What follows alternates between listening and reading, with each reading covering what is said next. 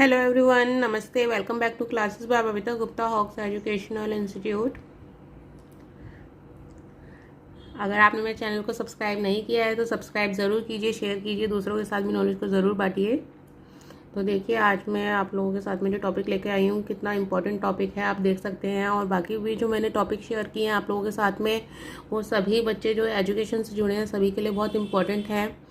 अगर आपने देखे होंगे तो आप उससे समझ ही जाएंगे। और मैंने आप लोगों की हेल्प के लिए प्लेलिस्ट भी बना रखी है सभी बच्चों के लिए, तो आप उन प्लेलिस्ट को जाके अपने अकॉर्डिंग देख सकते हैं। जैसे कि बीएड के बच्चों के लिए अलग प्लेलिस्ट है, सीटेट के बच्चों के लिए अलग प्लेलिस्ट है, KVS, NVS, D triple SB की जो तैयारी कर रहे हैं बच्चे, जो सीडीपी पढ़ना चाहते हैं, साइकोलॉजी पढ़ना चाहते हैं, उनके लिए अलग वीडियोस हैं। तो आप उस पर जाके सारे वीडियोस देख सकते हैं। एमएड के बच्चों के लिए अलग प्लेलिस्ट बनी हुई है। तो वो सब आपकी हेल्प के लिए है कि आप कंफ्यूज ना हो वीडियोस में, आपको एक अलग से आपका ही कंटेंट मिल जाए। तो देखिए, आज मैं कंडीशनिंग के बारे में आप लोगों को बताऊंगी। और ये टॉपिक देखिए, बीएड आपका BEd C TET paper 1, paper 2, UP TET, TETs, DElEd, BElEd, CDP, psychology सबके लिए बहुत इंपॉर्टेंट टॉपिक है ये। और ये BEd first year paper 3 learning and teaching में दिया भी हुआ है ये पेपर में। और ये एक इसको समझना बहुत ज़रूरी है, कंडीशनिंग को, अनुबंधन को, क्योंकि जितनी भी आप थ्योरीज करेंगे, चाहे वो क्लासिकल कंडीशनिंग है, ऑपरेंट कंडीशनिंग है, तो उसको समझना, वो तभी समझ में आएगा जब आपको कंडीशनिंग समझ में आएगा कि कंडीशनिंग होता क्या है। ठीक है ना। तो आज मैं इसका कंसेप्ट आप लोगों के साथ में शेयर कर रही हूँ। नेक्स्ट वीडियो में मैं उसकी कैरेक्टरिस्टिक्स आप लोगों के साथ में शेयर करूँगी। और आने वाले वीडियोस में मैं एमएड के बच्चों के लिए भी वीडियो शेयर करने वाली हूँ, क्योंकि एमएड के एग्जाम्स स्टार्ट होने वाले हैं और बच्चों को काफ़ी एमएड की वीडियोस जल्दी से मिलते नहीं हैं। तो इसलिए मैं वो उस पर ही वीडियो बना के आप लोगों के साथ में शेयर करूँगी, ताकि आपको हेल्प मिल सके। तो चलिए स्टार्ट करते हैं। कंडीशनिंग कंडीशनिंग को कहते हैं अनुबंधन, अनुकूलन। अब देखिए, in psychology conditioning is behavioural process, यानी कि मनोविज्ञान के अंदर क्या है, अनुबंधन एक व्यवहारिक प्रक्रिया है। Whereby a response becomes more predictable, जिसमें कि क्या होता है, एक रिस्पॉन्स जो होता है, एक प्रतिक्रिया जो होती है, वो मोर प्रिडिक्टेबल हो जाता है, यानी कि पूर्व कथनीय हो जाता है। आप उसको पूर्व अनुमान लगा सकते हैं in a given environment as a result of reinforcement. और वो किसकी वजह से होता है, रीइंफोर्समेंट की वजह से होता है। The conditioning is a form of learning. Conditioning क्या है, अनुबंधन क्या है, वो एक फॉर्म है लर्निंग की, यानी अधिगम की ही एक फॉर्म है कंडीशनिंग। कंडीशनिंग के जरिए क्या होता है, सीखते हैं, है ना। इन विच अ रिस्पॉन्स अकर्स, जिसके अंदर एक प्रतिक्रिया होती है with regularity in a well specified and stable environment. किसकी वजह से होती है, एक रेगुलरिटी की वजह से, नियमितता की वजह से, well specified and stable environment, यानी कि जो एक जिसमें कि क्या होता है, एक स्टेबल इन्वायरमेंट बनाया होता है, एक वातावरण बनाया होता है, जिसके अंदर हम वो कंडीशनिंग चाहते हैं, अनुबंधन चाहते हैं। The type of reinforcement will determine the outcome. जो हमारा रिइंफोर्समेंट होता है, रिइंफोर्समेंट को हम क्या बोलते हैं, प्रबलन या पुनर्बलन भी बोलते हैं, इसको सुदृढ़ीकरण भी बोलते हैं। तो रिइंफोर्समेंट क्या होता है, वही डिटरमाइन करता है कि आउटकम कैसा होगा। अगर हमारा रिइंफोर्समेंट अच्छा होगा, अकॉर्डिंग टू द एनवायरनमेंट होगा, अकॉर्डिंग टू द स्टिमुलस होगा, स्टिमुलाई होगा, तो उससे क्या होगा, हमारे को कंडीशनिंग अच्छी मिलेगी और आउटकम अच्छा मिलेगा। Conditioning is also the formation, strengthening और weakening of an association between a stimulus and a response। देखिए, कंडीशनिंग क्या है, अनुबंधन क्या है। अनुबंधन है हमारा एक फॉर्मेशन होना, जिसमें क्या होता है, गठन होता है, स्ट्रेंथनिंग होती है यानी मजबूतीकरण होता है, वीकनिंग होती है यानी कि कमजोर भी होता है, of an association between a stimulus and a response, यानी कि किसके बीच में एक जो रिलेशन होता है ना, वो संबंध होता है स्टिमुलस एंड रिस्पॉन्स के बीच में, उसकी बात हो रही है कि कंडीशनिंग, क्योंकि कंडीशनिंग किसकी वजह से हो रही है, जो हमारा स्टिमुलस और जो रिस्पॉन्स है वही तो चीज़ है ना मेन। तो उसका जो एसोसिएशन है, उसके बीच में हमारा गठन करना, मजबूतीकरण करना और कमजोर भी करना, इसी को तो कंडीशनिंग बोलते हैं हम लोग। इसी से बिहेवियर चेंज होता है कि कुछ हम चाहते हैं कि कुछ अच्छी आदतें इम्प्रूव हो जाएं, है ना, वो स्ट्रेंथनिंग हो जाए। कुछ ऐसी आदतें जो हम चाहते हैं वो ना हो, तो वो वीकनिंग हम चाहेंगे, फॉर्मेशन चाहेंगे कि हम नई आदतें बने, तो वही होता है conditioning.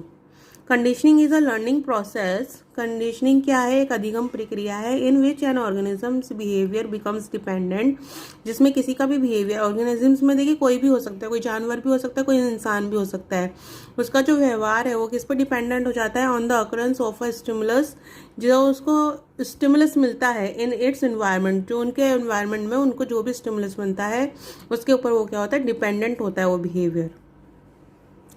It is the cognitive process of acquiring skill और नॉलेज। ये क्या होता है? एक संज्ञानात्मक प्रक्रिया है आपको योग्यता लेने के लिए और ज्ञान लेने के लिए।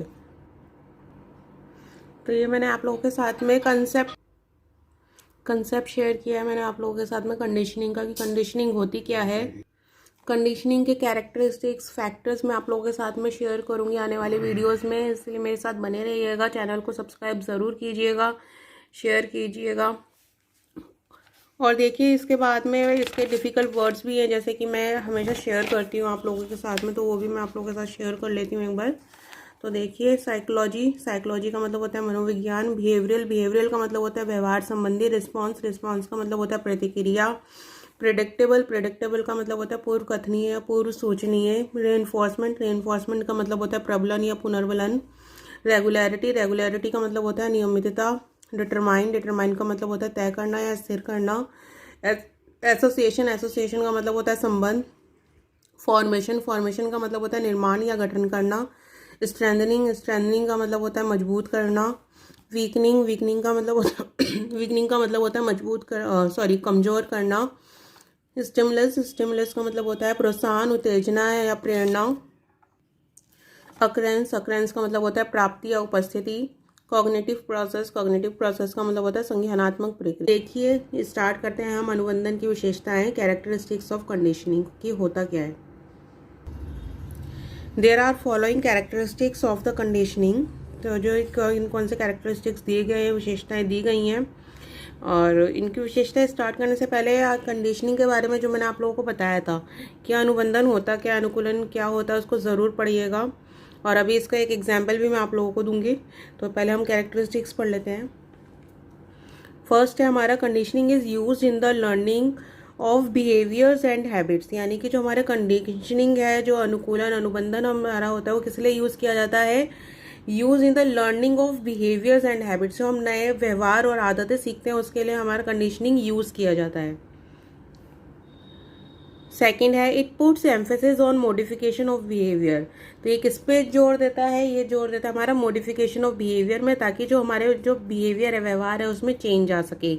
अब देखिए कोई बच्चा है स्कूल में जा रहा है, एक केजी का नर्सरी क्लास में एक बच्चा जा रहा है, स्टार्टिंग में क्या करता है, वो सीखता है, ABCD सीखता है, क ख ग सीखता है। तो वो क्या होता है, वो सिखाने के लिए टीचर क्या करती है, किस तरीके का इन्वायरमेंट क्रिएट करती हैं, उनको इस तरह का डॉट लगा के देती हैं कि वो बच्चा सीख पाए। तो वो क्या है, वो कंडीशनिंग है, कि टीचर वो कंडीशनिंग कर रही है ताकि बच्चा जो है वो उसके बिहेवियर में चेंज आ सके, वो नई चीज़ें सीख सके।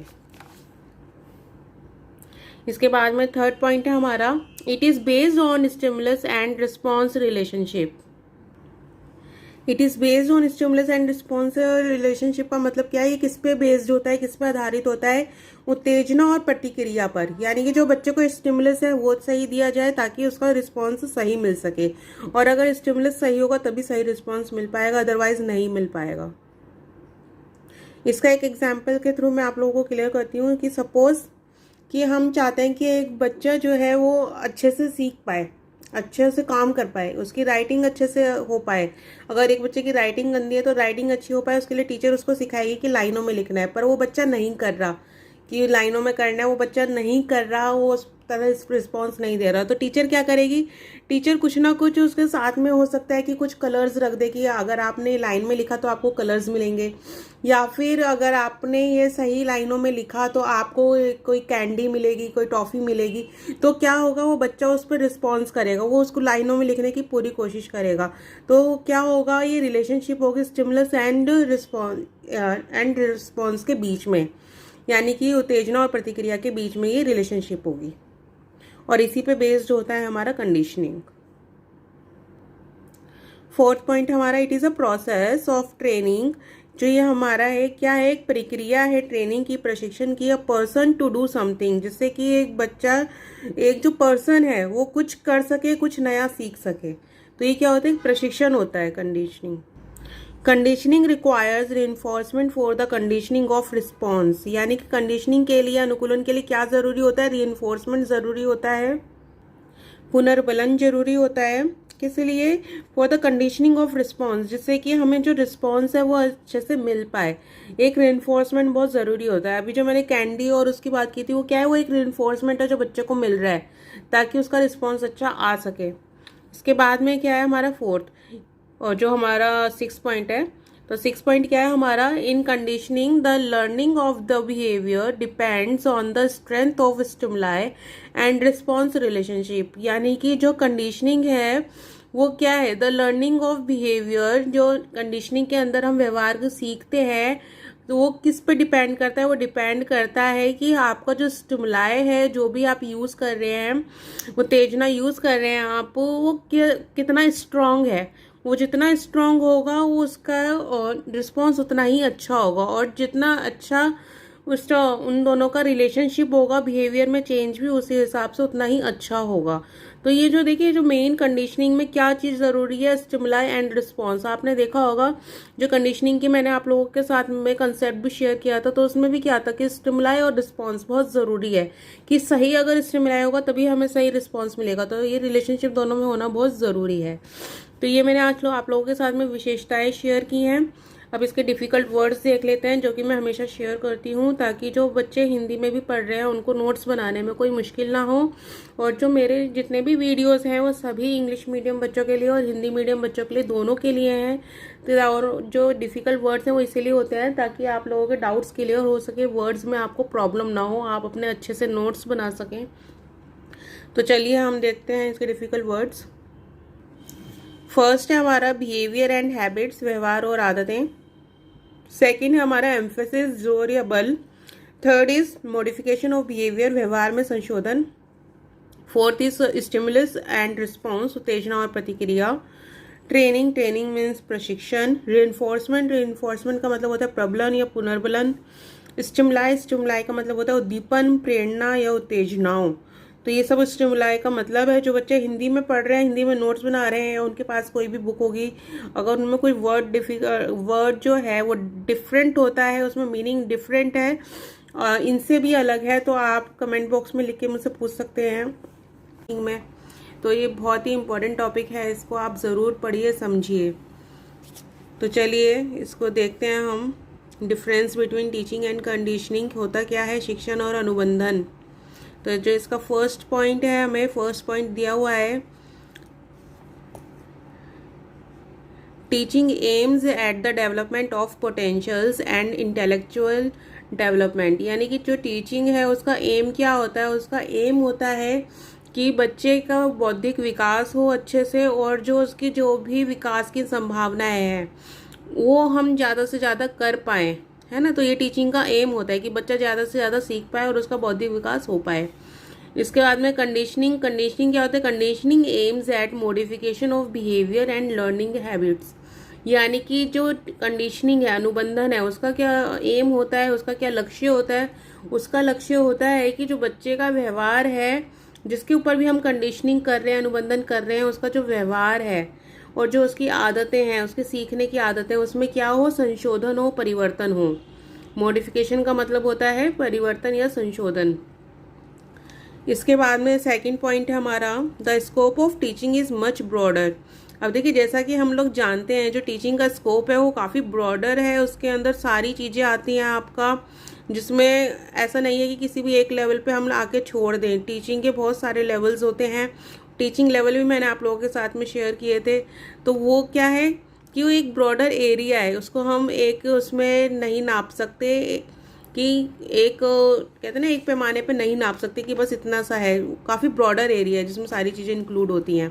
और जो हमारा कंडीशनिंग है, कंडीशनिंग क्या होता है, the scope of conditioning is relatively narrow. जो कंडीशनिंग का स्कोप है वो क्या होता है, नैरो होता है, कम होता है, जबकि टीचिंग का ज़्यादा होता है। क्यों?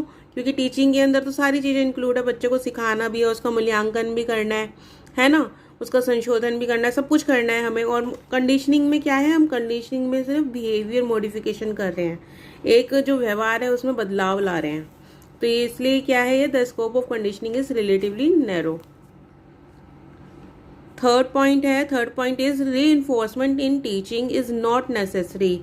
यानी जो पुनर्बलन हमने किया जाता है, जो पॉजिटिव और नेगेटिव भी होता है, वो टीचिंग के अंदर बहुत ज़्यादा ज़रूरी नहीं है, इज़ नॉट नेसेसरी। क्यों? क्योंकि देखिए टीचिंग का मतलब होता है सिखाना बच्चे को।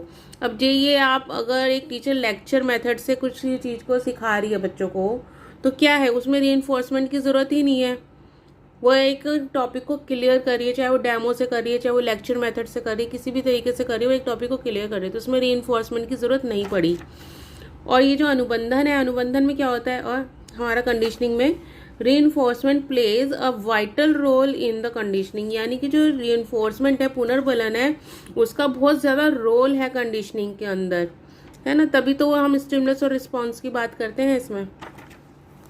इसके बाद में फोर्थ पॉइंट है हमारा, repetition is not necessary in teaching. यानी टीचिंग के अंदर रिपीटेशन ज़रूरी नहीं है। ऐसा नहीं है कि अगर एक चैप्टर बच्चे को पढ़ा दिया गया है तो वो बार बार उसको पढ़ाया जाए। कंडीशनिंग में क्या है, conditioning is done by the repetition of the behaviour to be acquired. यानी जो अनुबंधन है उसमें क्या होता है, उसमें रिपीटेशन किया जाता है व्यवहार का, ताकि किस लिए रिपीटेशन किया जाता है, ताकि जो भी हम व्यवहार चाहते हैं, बिहेवियर चाहते हैं, वो हम उसको पा सकें। तो इसलिए हम क्या करते हैं, उसको रिपीटेशन करते हैं। फिफ्थ पॉइंट है हमारा, no stimulus response relationship is establish in teaching for learning. यानी जो टीचिंग है उसमें सीखने के लिए स्टिमुलस रिस्पॉन्स की ज़रूरत नहीं होती है। उसमें ऐसा हमें कोई ज़रूरत नहीं है कि एक स्टिमुलस लिया जाए, उसका रिस्पॉन्स देखा जाए। टीचिंग क्या है, टीचिंग में हम बच्चे को सिखा रहे हैं, टीचिंग हो रही है, अधिगम हो रहा है, और जो बच्चा है वो सीख रहा है, उसमें स्टिमुलस रिस्पॉन्स की ज़रूरत ही नहीं है। बट जो कंडीशनिंग है, in conditioning the stimulus response relationship is very significant. यानी कि जो कंडीशनिंग है, यानी कि कंडीशनिंग के अंदर स्टिमुलस और रिस्पॉन्स का बहुत ज़्यादा महत्व है, जिसको हम उद्दीपन और प्रतिक्रिया बोलते हैं। अब देखिए इसके बाद में हमारा टीचिंग एंड कंडीशनिंग में ही 6 पॉइंट है। There is curriculum in teaching which is very comprehensive. यानी कि जो टीचिंग है उसके अंदर क्या होता है, करिकुलम होता है, एक पाठ्यक्रम होता है, और जो कि बहुत ही कॉम्प्रिहेंसिव होता है, यानी कि व्यापक होता है, बहुत विस्तृत होता है। And in conditioning the curriculum is fixed. यानी कि जो कंडीशनिंग है, अनुबंधन है, उसके अंदर करिकुलम फिक्स्ड है। यानी कि उसमें एक हमारे को फिक्स्ड चीज़ दी हुई है कि क्या बच्चे का व्यवहार है और क्या उसके अंदर चेंज लाना है, किस तरीके से हमें कंडीशनिंग करनी है। तो ये क्या है, फिक्स्ड है। 7th पॉइंट है हमारा, in teaching qualitative and quantitative techniques are used for evaluation. यानी कि जो टीचिंग है, शिक्षण है, उसके अंदर क्या है, गुणात्मक और मात्रात्मक तकनीकें यूज़ की जाती हैं मूल्यांकन के लिए, इवैल्यूएशन के लिए।